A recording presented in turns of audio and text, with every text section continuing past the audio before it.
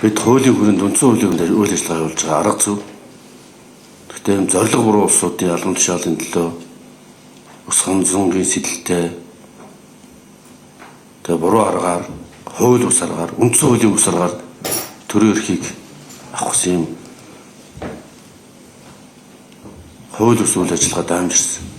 Харамсалтай энэ үйл ажиллагаанд манай зарим нэг сайд нар оролцож гар үсгийг зурж уриалж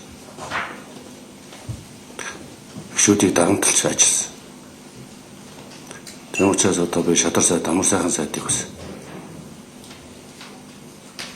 ажлаас чөлөөлж байгаа өнөөдөр мэдээж байна. Ерхий сайдын өрөөхн банд шатгууны хомслыг бид нар шийдвчээд байгаад шатгууны хомсдолтой гэж нийгмийг өдөрт төхөрж байгаа юм шиг юм ярианууд. Арай гэж бид нар одоо өдөржин шинж ажиллаж иж шатгууны хомсдол бол өнөөдөр бол бүрэн шийдвэрлэгдлээ.